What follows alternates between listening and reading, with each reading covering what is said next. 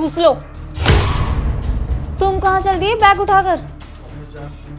Office जा रहा हूँ। और कहाँ जा रहा हूँ? अच्छा, तुम्हारा तो सही है, सुबह निकल जाओ, शाम को आराम से आ जाओ। तुम घर में बीवी थोड़ी लेकर आए हो, नर्स लेकर आए हो जो सुबह शाम तुम्हारी भाई की सेवा करती रहेगी। अरे यार, हमारे बड़े भाई हैं वो, अगर उनकी सेवा हम नहीं करेंगे तो कौन करेगा?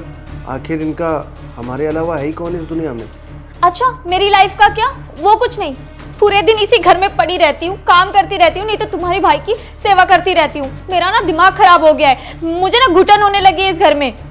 देखो, अभी इस वक्त तुम बहुत गुस्से में हो, मैं शाम को आके तुमसे बात करता हूँ, और अगर अभी टाइमली ऑफिस नहीं पहुँचा तो बॉस बैंड बजा देगा, समझी? मेरी बात तो सुनो। घटिया आदमी, मेरी पूरी बात भी नहीं सुन के गया। और तू बाहर जाएगा क्या? अब खाना कि हाथ से खिलाऊं तुझे? दोनों भाइयों ने मिलकर मेरी जिंदगी झंड कर दी है।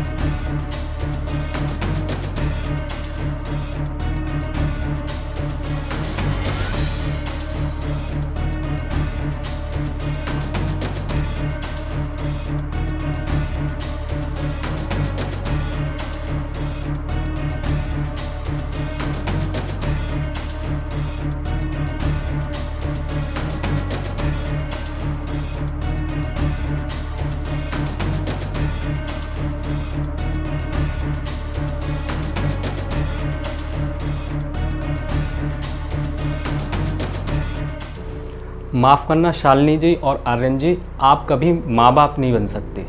डॉक्टर साहब, कोई तो उपाय होगा ना? कुछ तो करिए डॉक्टर साहब। देखिए, मैंने सारे उपाय ट्राई कर लिए हैं, लेकिन ऐसा कोई उपाय नहीं है जिससे आप माँ बाप बन सकते हैं। ठीक है डॉक्टर साहब, थैंक यू। थैंक यू, अब आप लोग जा सकते हैं।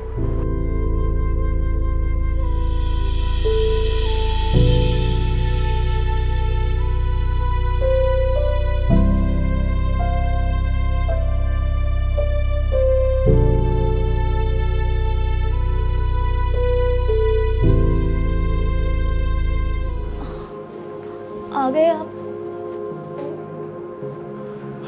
हाँ, आ गया मैं। तुम्हें पता है शालिनी कि तुम आज इतनी दुखी क्यों हो? क्यों है हम दुखी? तुम्हारी वजह से, तुम्हारे बुरे कर्मों की वजह से। मेरी वजह से? मैंने क्या किया है ऐसा? सही कह रहा हूँ मैं। तुम्हें याद है उस दिन जब तुमने भैया को बहुत डांटा था, और ऑफिस से आने के बाद मैंने तुमसे पूछा था कि भैया कहाँ गए, तो तुमने मुझसे कह दिया था कि वो गांव चले गए। हाँ, तो वो गांव ही गए हैं। अरे झूठ बोला था तुमने मुझसे, तुमने उन्हें घर से भगा दिया था। मैं दिखाता हूँ तुमको। भैया,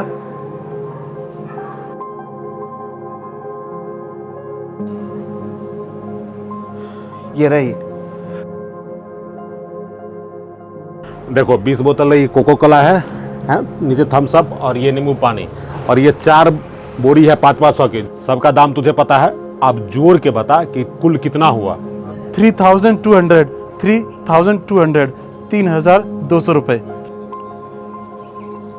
ये तो भैया की आवाज लग रही है। क्या 3200 रुपया? अरे तेरा गणित तो बिल्कुल सही है, कमाल का जोर लगाता है तू। वाह, बहुत अच्छा। भैया, आप यहाँ क्या कर रहे हो भैया? भैया? हाँ भाई साहब, ये मेरे बड़े भाई हैं, दिमागी रूप से ठीक नहीं है ये। कि आपको कहाँ से मिल गए? अरे ये पिछले 2 महीने से यहीं पे पास में भीख मांग के खाना खा रहे थे। एक दिन मुझको दया आ गई, मैंने इन्हें एक रोटी दे दिया खाने के लिए। उसके बाद ये बार बार मेरी दुकान पे चले आते हैं, कुछ हेल्प कर देते हैं। मैंने सोचा कि चलो भाई, जहाँ 2 रोटी मैं अपने लिए बनाता हूँ तो 2 रोटी इनके लिए भी बना दूंगा। बस तब से ये मेरे पास ही काम कर रहे हैं। बहुत बहुत शुक्रिया भाई साहब आपका, आपने मेरे बड़े भाई को सलामत रखा। ये दिमागी रूप से बिल्कुल ठीक नहीं है। मैं इन्हें ले जाऊं? ठीक है भाई, ले जाओ ले जाओ। बड़े भाई तो पिता तुल्य होते हैं, इनको संभाल कर रखो, ऐसे मत भटकने दो।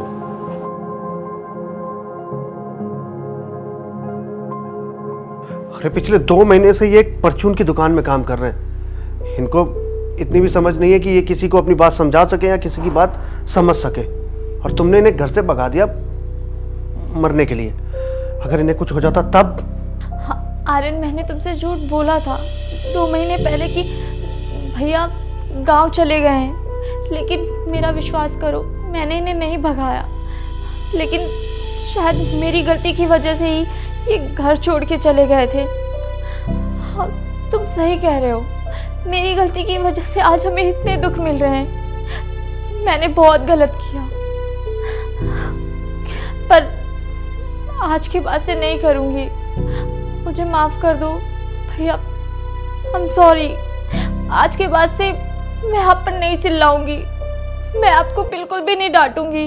अब मैं आपकी सेवा करूंगी, बिल्कुल माँ की तरह। मैं वादा करती हूँ आपसे। मुझे माफ़ कर दो, मुझसे गलती हो गई। कोई बात नहीं, होता है। आ जाओ भैया।